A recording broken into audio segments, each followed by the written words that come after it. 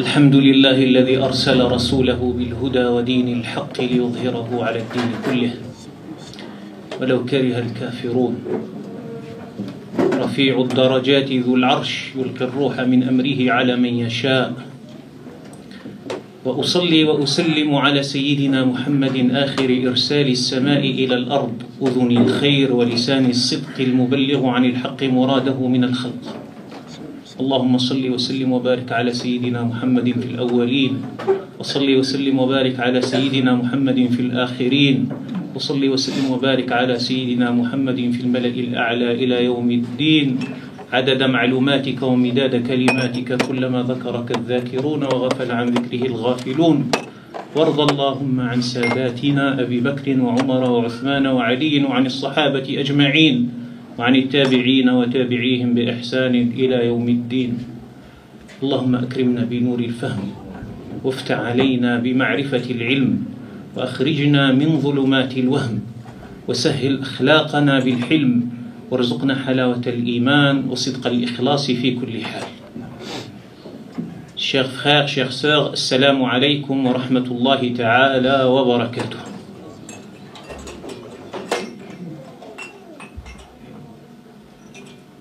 Parler de notre bien-aimé Muhammad sallallahu alayhi wa sallam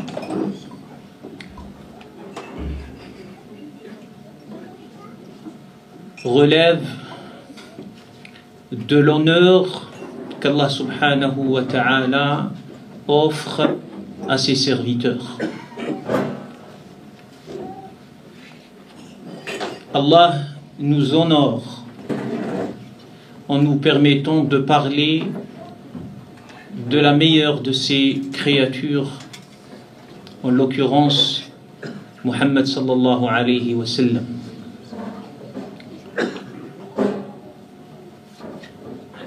Qu'il soit remercié, qu'il soit satisfait de notre reconnaissance envers lui subhanahu wa ta'ala de nous avoir permis ce moment de parler de notre bien-aimé Muhammad sallallahu alayhi wa sallam.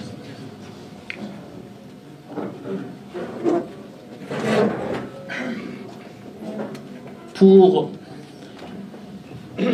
comprendre l'amour que nous devons envers le prophète Muhammad sallallahu alayhi wa sallam, il n'y a pas mieux que Allah subhanahu wa ta'ala dans son livre sacré, le dernier des messages, pour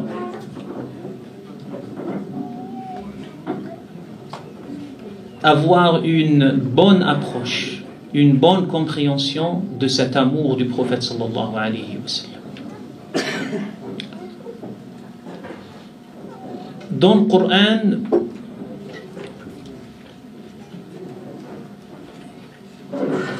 il y a un grand péché qui fait anéantir tous les actes, quels que soient les actes salutaires qu'on a pu faire. C'est ce qu'on appelle ridda. Wa man yartadid an dinillah, celui qui renie son islam, Allah subhanahu wa ta'ala, il efface tout ce que cette personne a fait, même si elle a jeûné tout le temps, même si elle a prié tout le temps, même si elle a accompli le pèlerinage, elle a fait le zakat, elle a tous les bonnes œuvres s'effacent au moment où la personne renie Allah subhanahu wa ta'ala, renie un des principes de la foi. C'est ce qu'on appelle ridda. Allah subhanahu wa ta'ala yuhbitu al-amal bimujarradi ridda. Dès que la personne renie, tout s'efface. Donc ridda, c'est quelque chose d'immense, de très grave aux yeux d'Allah subhanahu wa ta'ala. On met cela dans un endroit à côté et on ramène un autre acte, une autre chose. Dans tout le Coran, il y a ces deux choses qui vont faire anéantir, effacer tout ce qu'on a fait auparavant. La seconde chose, donc après Rida, c'est le fait d'appeler le prophète Mohammed sallallahu alayhi wa sallam par son propre prénom. Comme n'importe qui. Hein? Lorsque tu as un ami ou tu lui, par exemple, il s'appelle Ali ou Ahmed ou Olivier, tu lui dis Olivier, Ahmed, tu l'appelles comme ça. C'est pas vraiment quelque chose à nos yeux qui soit grave, mais aux yeux d'Allah subhanahu wa ta'ala, si une personne ose appeler le prophète Mohammed sallallahu alayhi wa sallam par son propre prénom, toutes ses œuvres s'effacent. لا تجعلوا دعاء الرسول بينكم كدعاء بعضكم بعضا أن تحبط أعمالكم وأنتم لا تشعرون. Si vous osez l'appeler de cette façon, comme s'il était n'importe qui parmi vous, toutes vos œuvres s'effaceront au moment où vous l'appellerez de cette façon. Là, on commence à voir mieux. C'est-à-dire cet être qui est le prophète sallallahu alayhi wa sallam, son prénom seulement. Si une personne ose l'appeler de cette façon, est l'équivalent du Ridda. Sa place auprès d'Allah subhanahu wa ta'ala est immense. Il n'accepte pas, Allah subhanahu wa ta'ala, qu'on traite son bien-aimé de n'importe quelle façon. Qu'on parle de lui comme si on parlait de n'importe qui. Allah subhanahu wa ta'ala, parmi ses attributs, al-ghira, yaghar, comme il a été rapporté dans les hadiths. Allah est jaloux. Il n'aime pas qu'une personne ne respecte pas la meilleure de ses créatures, qui est Muhammad sallallahu alayhi wa sallam.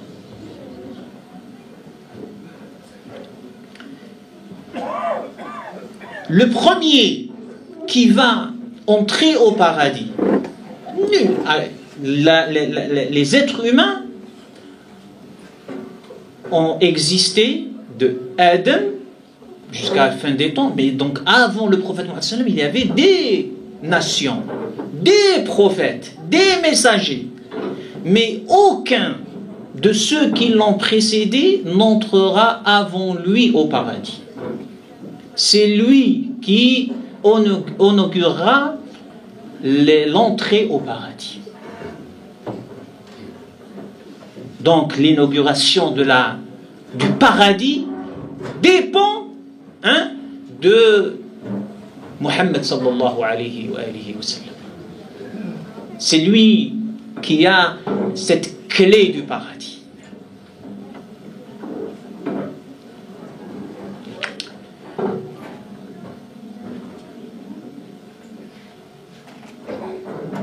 Allah subhanahu wa ta'ala,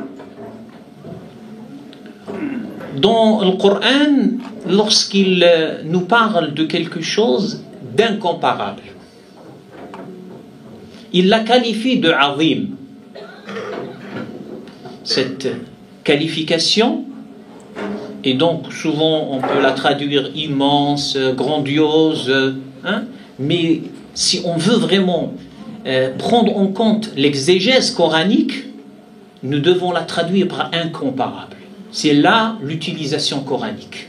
Quand il dit par exemple, pour le séisme, le tremblement de terre,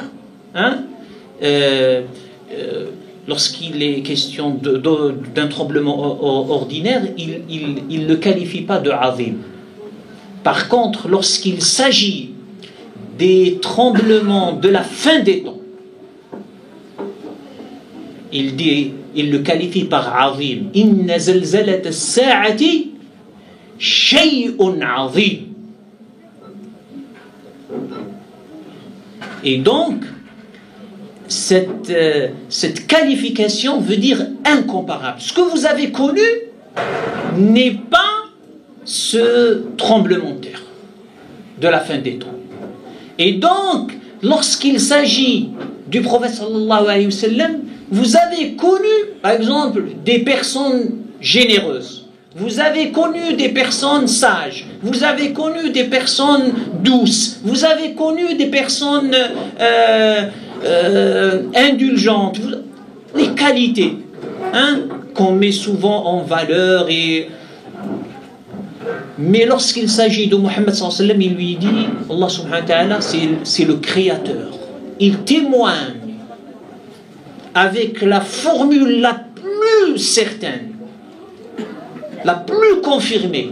Il dit wa innaka la'ala khuluqin azim. Wa innaka, inna en langue arabe sert à confirmer l'énoncé. Et il ne s'arrête pas à cet article de confirmation, il le reconfirme par l'em. L'em, on l'appelle l'em tawkid aussi. Donc il utilise deux articles de confirmation pour nous dire que le comportement, la conduite, la morale, l'éthique, tous ces sens sont inclus dans le terme arabe khuluq. Khuluq azim, incomparable. Incomparable. Vous avez connu, mais Muhammad sallallahu alayhi wa sallam, sa conduite, son comportement, sa morale, son éthique est incomparable. Oubliez ce que vous avez connu. Sallallahu alayhi wa sallam. Et ça, c'est qui témoigne? Ce n'est pas des hommes. C'est le Créateur, celui qui sait tout.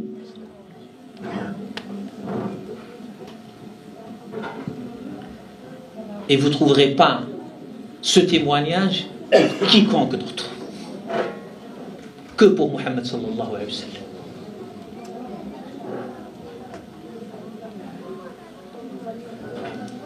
Vous savez, Allah subhanahu wa ta'ala, il dit dans le Coran wa kafa billahi shahida.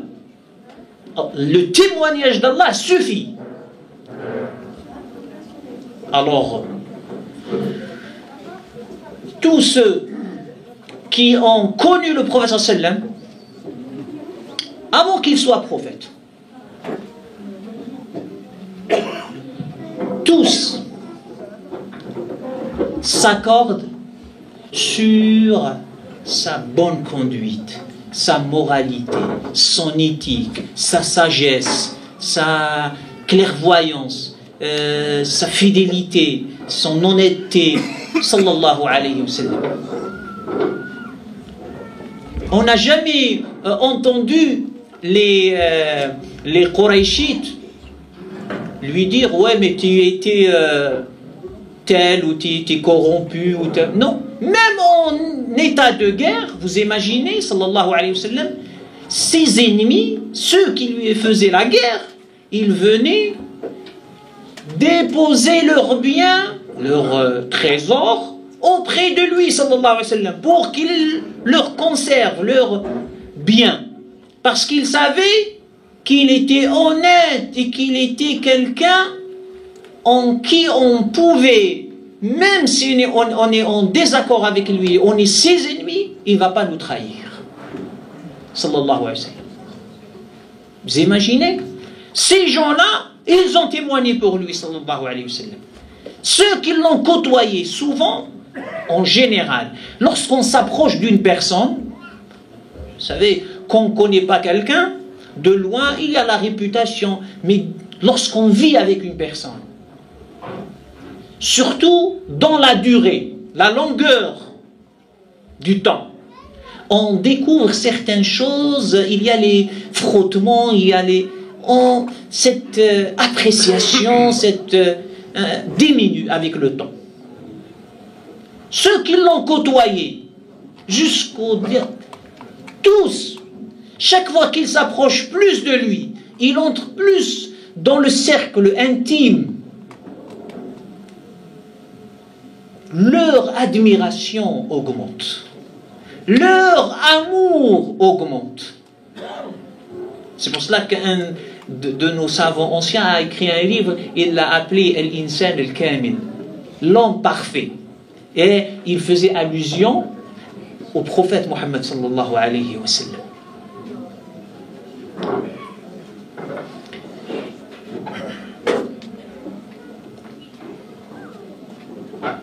Le prophète sallallahu alayhi wa sallam avait dans sa vie le souci de son entourage, des gens loin de lui, au niveau des lieux, mais aussi au niveau du temps. Il pensait à eux, jusqu'à que le Coran, il relève cette réalité prophétique, ce qu'il y a dans son cœur, que les autres ne le savaient pas. فَلَعَلَّكَ بَاخِعٌ نَفْسَكَ أَلَّا يَكُونُوا مُؤْمِنِينَ. Tu te mets dans une situation de tristesse, de chagrin, de souci, d'inquiétude, parce que tu as peur qu'ils ne deviennent pas croyants. Tu as peur pour eux qu'ils soient punis, qu'ils subissent le châtiment d'Allah subhanahu wa ta'ala. Ils pensaient à eux. Et Allah subhanahu wa ta'ala nous décrit cette situation, cette réalité prophétique. C'est pour cela qu'on a plein d'histoires où le prophète sallallahu alayhi wa sallam montrait une miséricorde, une pitié, une indulgence sans semblable.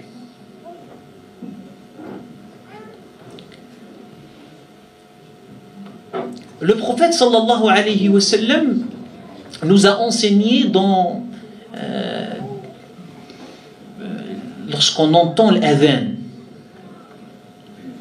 de répéter les paroles, les formules de l'adhan. Allahu Akbar, ashhadu an la ilaha illallah, ashhadu an la ilaha illallah. Et il nous a dit qu'à la fin, faire une dua. Cette dua, اللهم رب هذه الدعوة التامة والصلاة القائمة آت محمدا الوسيلة والفضيلة والدرجة الرفيعة وابعثه مقاما محمودا الذي وعدته. Ce maqam, cette place honorable qu'Allah subhanahu wa ta'ala lui a promis. En vérité, lorsqu'on réfléchit bien, cette place, elle lui est accordée. Déjà, Allah subhanahu wa ta'ala, il ne promet pas à son prophète quelque chose sans lui réaliser cette promesse. Ça c'est clair. Il dit dans sourate Al-Isra, وَمِنَ اللَّيْلِ فَتَهَجَّدْ بِهِ نَافِلَةً لَكَ عَسَى أَنْ يَبْعَثَكَ رَبُّكَ مَقَامًا مَحْمُودًا. Accomplis la prière de la nuit en vue que Allah subhanahu wa ta'ala te ressuscite dans ce poste, dans cette place qui est le maqam al-mahmoud. Et comme disent les commentateurs du Coran, de Ibn Abbas et ceux qui viennent après, ils disent que Asa,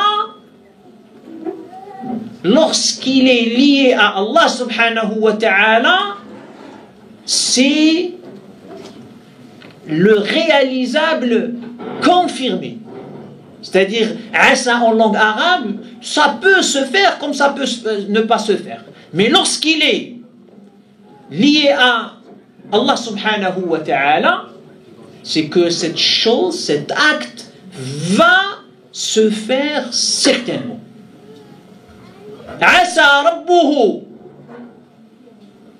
in tallaqakunna an yubdilahu azwajan khayran minkum. C'est-à-dire, s'il vous divorce, il dit Allah subhanahu wa ta'ala à son messager, s'il divorce une de vous, il va lui remplacer une autre qui sera meilleure. Donc, le prophète sallallahu alayhi wa sallam, il a reçu l'annonce qu'il va avoir ce poste. Alors pourquoi nous faisons ce dua? Nous devons nous poser cette question. En vérité, c'est pour qu'on mérite d'entrer dans le cadre, le cercle de ceux qui recevront cette intercession du prophète sallallahu alayhi wa sallam. Ce n'est pas pour lui qu'on fait le dua, on le fait pour nous. Lorsqu'on dit wab'athu maqaman mahmoudan, donc demain qu'on sera ressuscité, nous avons été parmi ceux qui ont fait cette dua qui fait qu'on mérite la récompense. Quelle est la récompense? C'est l'intercession shafa'a du prophète sallallahu alayhi wa sallam, qu'il a annoncé. Il a dit sallallahu alayhi wa sallam dans le hadith sahih que les prophètes vont avoir des demandes d'intercession. Venez intercéder pour moi. Chacun il va aller à Adam, l'autre il va et Adam il va dire je n'ai rien à vous apporter. Allez-y vers un autre. Ils vont vers Nuh. Allez-y vers un autre. Ibrahim. Allez-y voir. Ils viennent chez le prophète sallallahu alayhi wa sallam. Et là le prophète sallallahu alayhi wa sallam il dit ana laha. C'est pas par orgueil. Il dit, vous êtes bien renseigné. Je suis la bonne personne. Je suis celui qui va remplir cette mission, qui va intercéder. Mais il ne le dit pas par lui-même. Il le dit parce qu'il le sait d'Allah subhanahu wa ta'ala. Sinon, il n'aurait jamais, sallallahu alayhi wa sallam, avancé. Et puis, le prophète, sallallahu alayhi wa sallam, se prosterne. Car la prosternation, comme il nous l'a montré, comme il nous l'a enseigné, sallallahu alayhi wa sallam, c'est le moyen le plus efficace pour rapprocher un serviteur de son créateur, Allah subhanahu wa ta'ala. Aqrabu ma yakunu al-'abdu ila rabbih wa huwa sajid. Et donc le prophète sallallahu alayhi wa sallam, il le sait, il nous l'a enseigné. Il se met en sujoud. Et il ne veut pas lever sa tête. Jusqu'à qu'Allah subhanahu wa ta'ala, il lui dit, que veux-tu Muhammad? Lève ta tête, ça y est, qu'est-ce que tu veux? Demande ce que tu veux, je te l'accorderai. Is'al tu'ta washfa' tushaffa'. Et intercède, je ne remettrai pas ton intercession en cause, en question.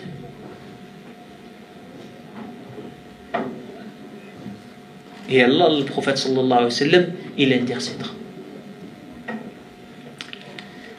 pour sa umma.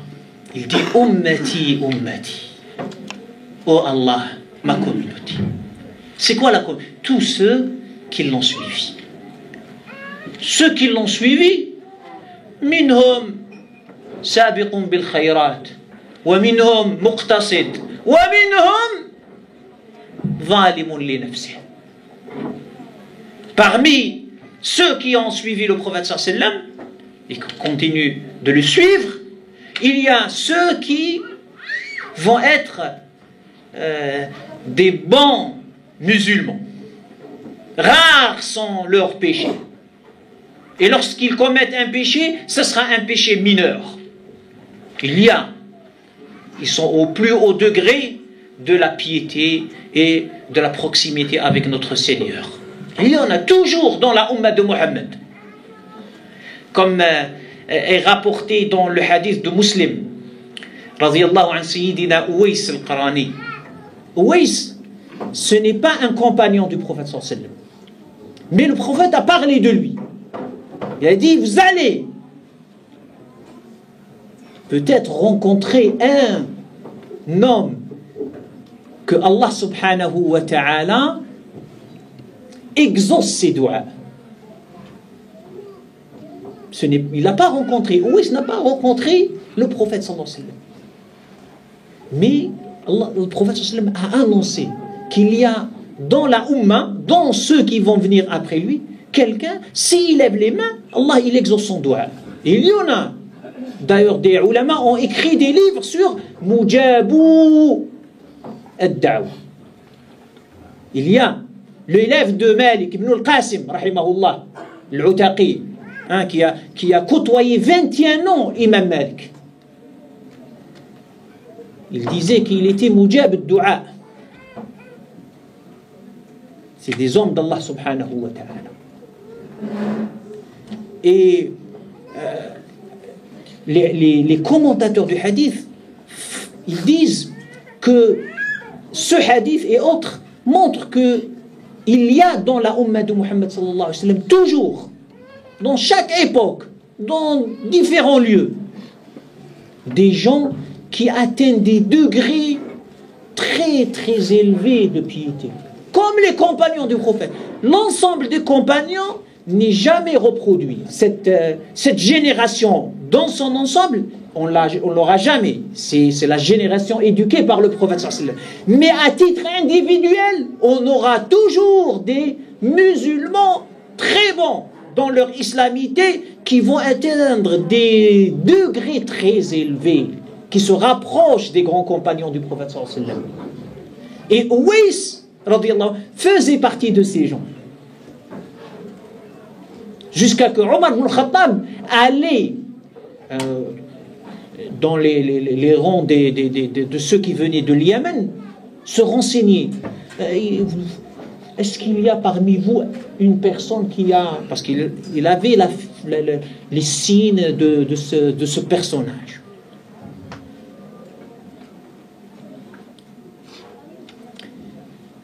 Donc, le prophète sallallahu alayhi wa sallam intercède pour cette umma.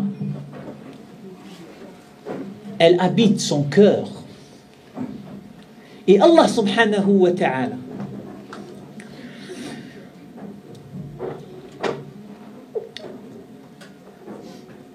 a voulu donner une grande faveur au prophète sallallahu alayhi wa sallam. Cette grande faveur, c'est que le rapport entre nous et lui ne s'interrompt jamais. Jamais. Par quoi? Par l'adoration la plus importante en islam, c'est quoi? C'est salat. Qu'est-ce qu'on a dans salat? On a tashahhud. C'est vrai ou pas? Qu'est-ce qu'on dit dans tashahhud? Tous. Assalamu alayka ayyuhan nabiyyu wa rahmatullahi wa barakatuh. Tous, on dit ça. C'est un devoir. Nous devons le dire à chaque prière. Nous devons saluer la salutation qui s'adresse à un vivant. Assalamu avec ta'rif, avec l'article de définition. Lorsqu'on salue les morts, comment on dit? Salamun. On ne dit pas as-salam. On dit sans l'article de définition. Salamun alaykum. Salamun alaykum. Quand on passe au cimetière ou à une tombe, on dit Salamun alaykum. L'imam al-Qurtubi rahimahullah, il disait, c'est un des dalils, il y a des hadiths plein. L'imam al-Bayhaqi a écrit une épître, Suyuti il a écrit une épître sur Hayatul Anbiya. Ça fait partie du dogme du musulman. أن الأنبياء أحياء مثل الشهداء أحياء عند ربهم يرزقون. Comment ils sont vivants, on ne le sait pas. Mais on croit qu'ils sont vivants, les prophètes et les martyrs.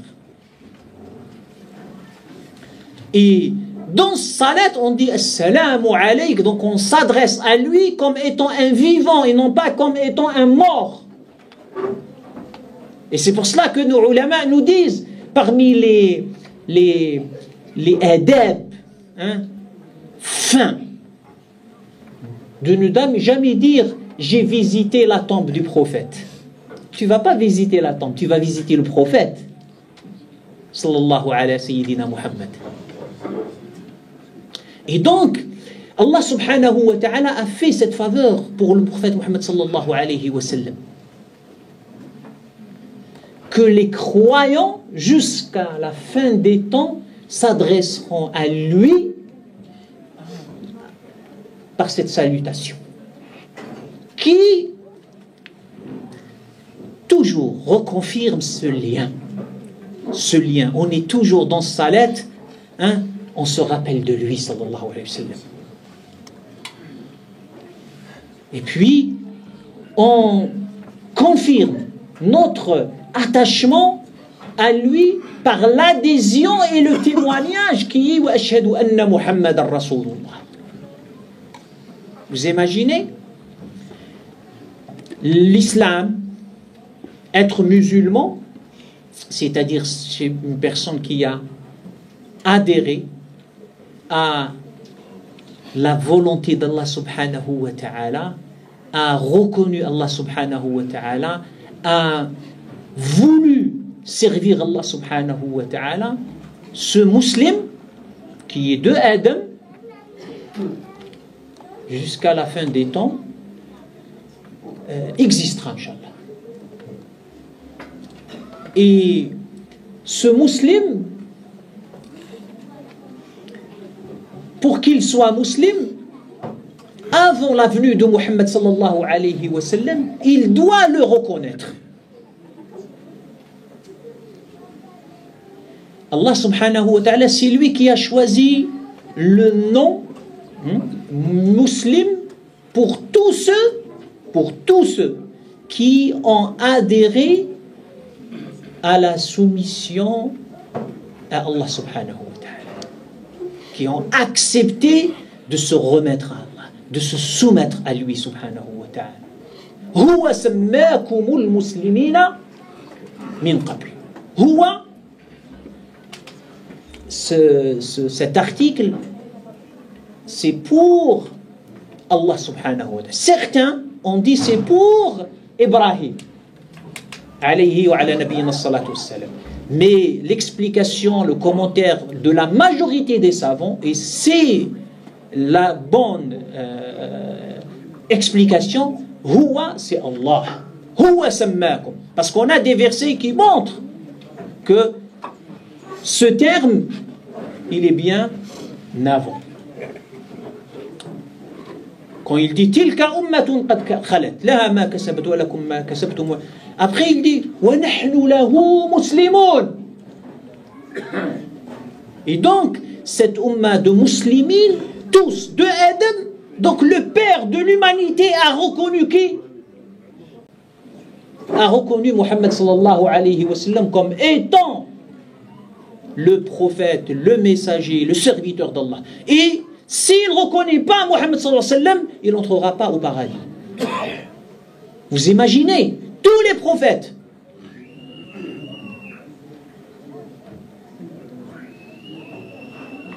Allah subhanahu wa ta'ala a pris de chaque prophète un pacte d'engagement envers Mohammed sallallahu alayhi wa sallam.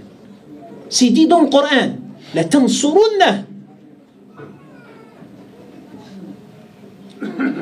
Tout cela pourquoi? Il y a plein de versets, si on commence à parler de... Pourquoi tout ça? Pour nous dire, celui qui n'aimera pas ce prophète, cet homme que j'ai choisi, que j'ai favorisé, que j'ai privilégié, je fais ce que je veux, Allah subhanahu wa ta'ala. La yus'alu amma yaf'alu wa hum yus'alun. Tilka ar-rusul faddalna ba'dahum ala ba'd. Allah subhanahu wa ta'ala, il préfère celui qu'il veut. Il a préféré des lieux, la Mecque, Médine, Al-Quds. Il a préféré des temps, Ramadan, l'Ashr dhil-Hijja. Il a préféré des hommes. Il a préféré Mohammed sur tout le monde. Il fait ce qu'il veut. C'est lui le maître. Nous, on obéit. On comprend ce qu'il veut et on obéit. Et on lui montre que plus qu'on est d'accord, on aime ce qu'il veut. On aime Mohammed sallallahu alayhi wa sallam parce que Allah l'aime et parce que il nous a fait tout le bien qu'on connaît. C'est-à-dire, sauver sa peau de l'enfer, c'est qui nous l'a proposé, si ce n'est pas lui. Comment ne pas aimer celui qui te montre la voie vers l'immortalité et l'éternité auprès de Dieu?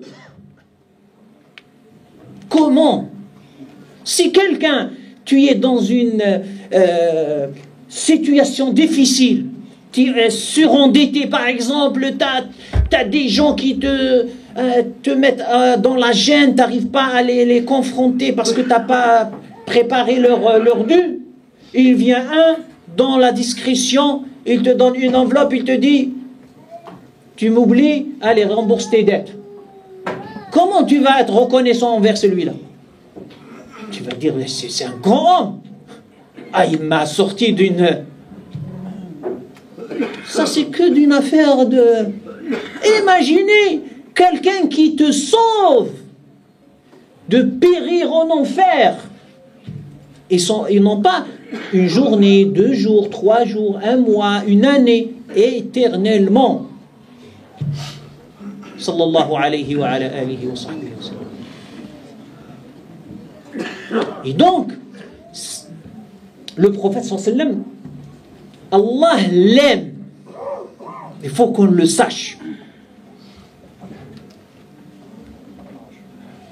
Et Allah n'accepte pas celui qui ne l'aime pas.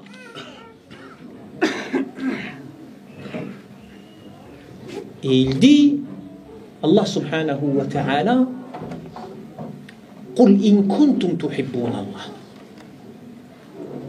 Dit, donc c'est une chose à annoncer, à déclarer. Ça ne doit pas rester enfermé, secrète. Dit, lorsque vous entendez Allah dans le Coran dire, dit, c'est-à-dire il y a un devoir de transmission. Un devoir. C'est-à-dire si on ne le fait pas, on a commis un péché. Dit. Qul. In kuntum tuhibbun Allah. Si vous prétendez aimer Allah subhanahu wa ta'ala. Il n'a pas dit Allah subhanahu wa ta'ala obéissez à moi. Adorez-moi.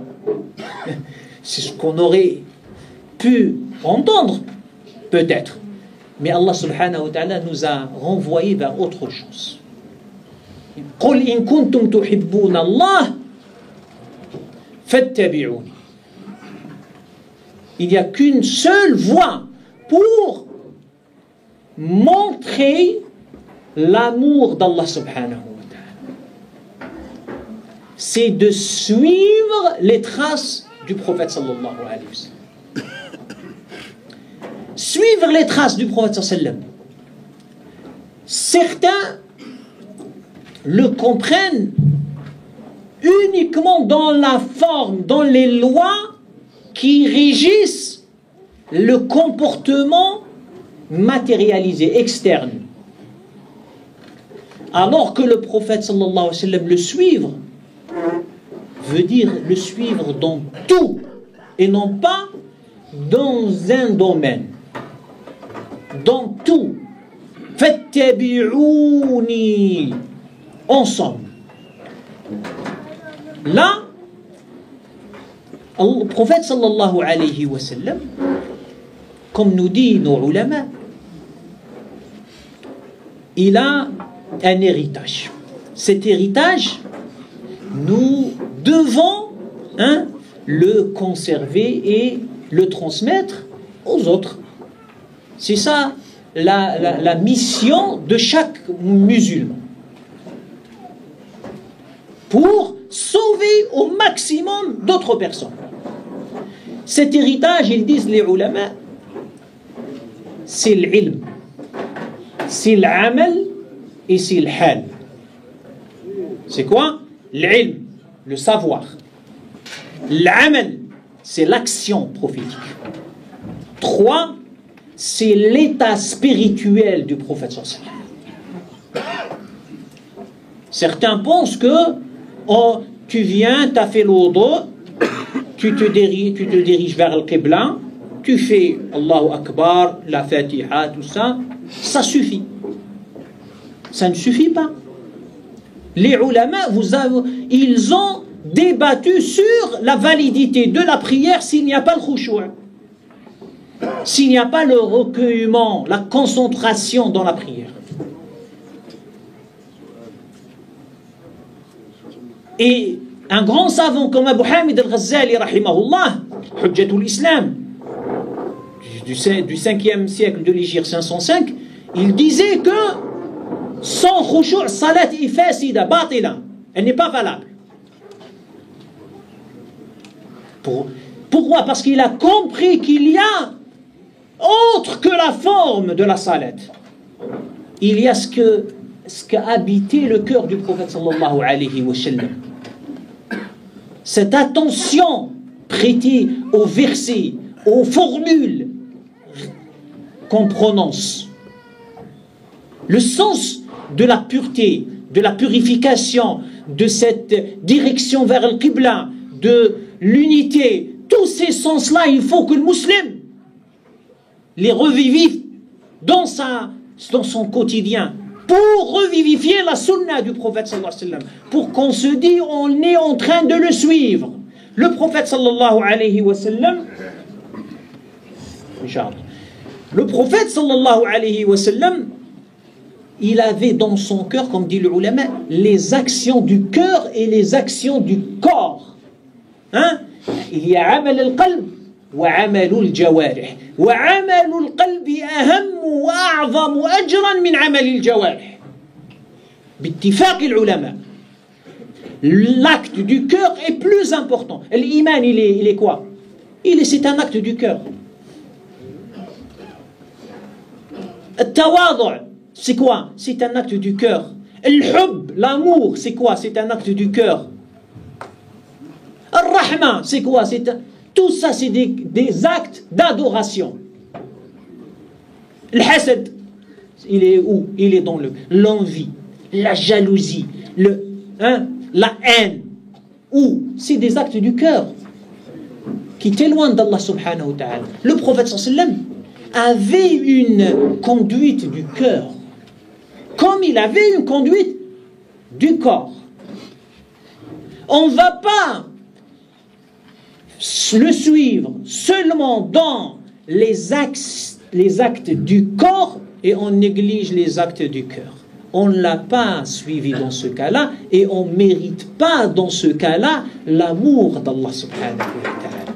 Qul in kuntum tuhibbuna Allah fattabi'uni, dans tout et non pas un ittiba', un suivi sélectif. Fattabi'uni yuhibbukumullah. Si vous me suivez de cette façon, Allah subhanahu, soyez sûr qu'Allah va vous aimer. Et Allah observe tout d'abord quoi? Les cœurs. les cœurs. Inna Allah la yanzuru ila suwarikum. Innama yanzuru ila a'malikum. Wa fi riwaya ila qulubikum. Allah subhanahu wa ta'ala observe ce qu'il y a dans vos cœurs. Aujourd'hui, le musulman qui se dit je suis les traces du prophète sallam doit réviser les actes du cœur. Nous sommes malheureusement en défaillance par rapport aux actes des cœurs.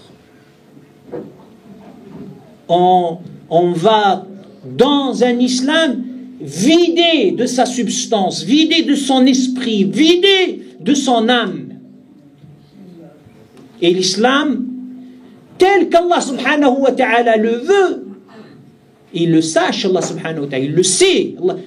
C'est tout d'abord un engagement des cœurs, à titre individuel. Quand on est dans la salette, saf, tous, Allahu Akbar, tout le monde dit je prie. Mais l'acceptation, elle est personnalisée. C'est pas parce que tu es dans le saf qu'Allah va accepter ta salette. Il y a d'autres critères. Parmi les critères les plus importants, c'est ce qui habite ton cœur. C'est pour cela que l'intention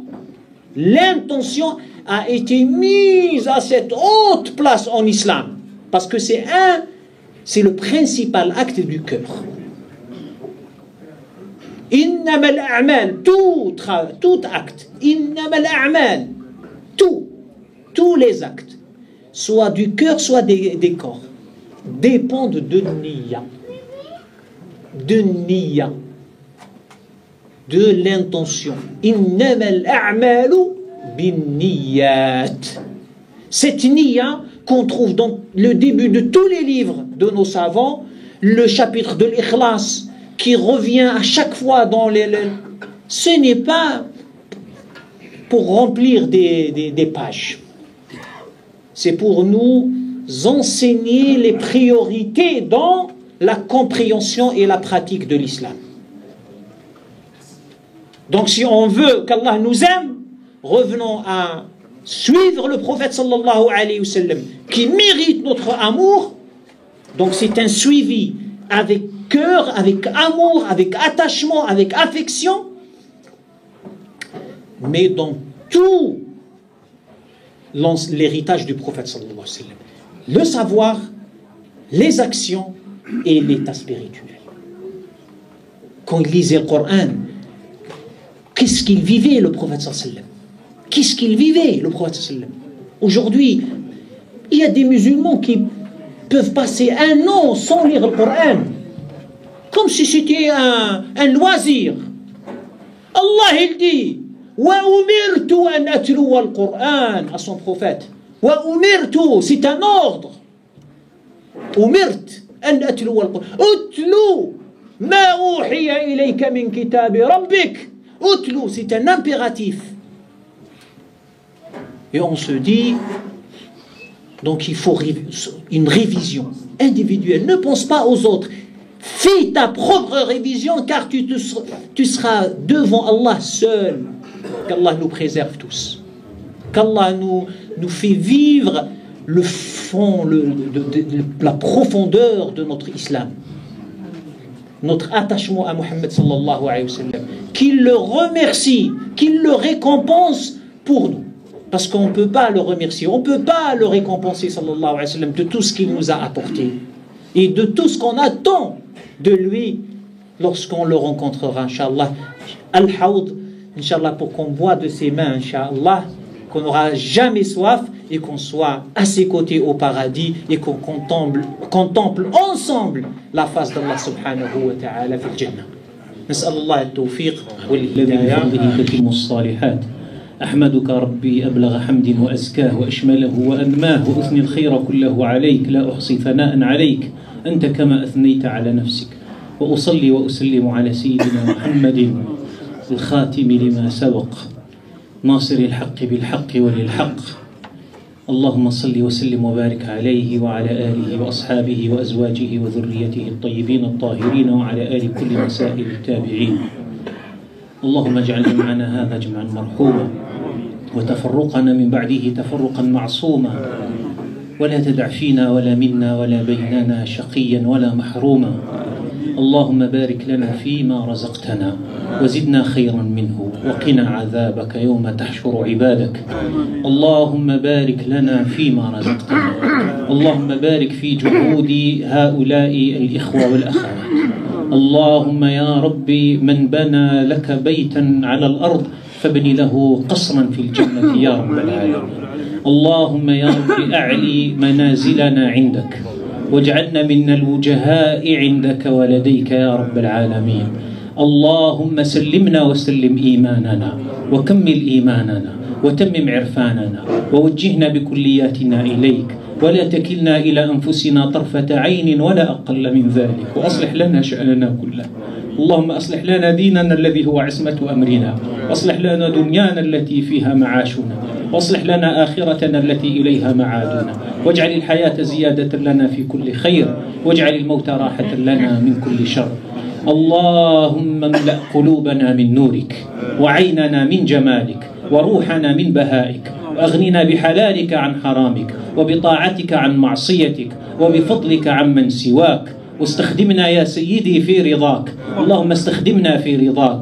اللهم استخدمنا في رضاك. اللهم بارك لأهل هذا المسجد ومن حضر فيه ومن صلى فيه يا رب العالمين. اللهم ألف بين قلوب عبادك المؤمنين. اللهم يا ربي اقذف بنا على القلوب فنفتحها بنور توحيدك. اللهم اجعلنا مفاتيح لكل خير مغاليق لكل شر. اللهم من أسهم بأي جهد يا رب فأعظم أجره عندك يا رب العالمين، وحقق أمنيته يا رب العالمين، وأجب دعاءه وسؤله يا أكرم الأكرمين يا رب العالمين. إنا نسألك يا ربنا وأنت أكرم الأكرمين يا ربي أن تجيب كل واحد من الحاضرين سؤله. اللهم من طبخ اللهم فأعلي رتبته في الجنة. اللهم من كنس اللهم فأعلي رتبته في الجنة. اللهم من سعى في أي شيء لبناء هذا البيت ولتوسيع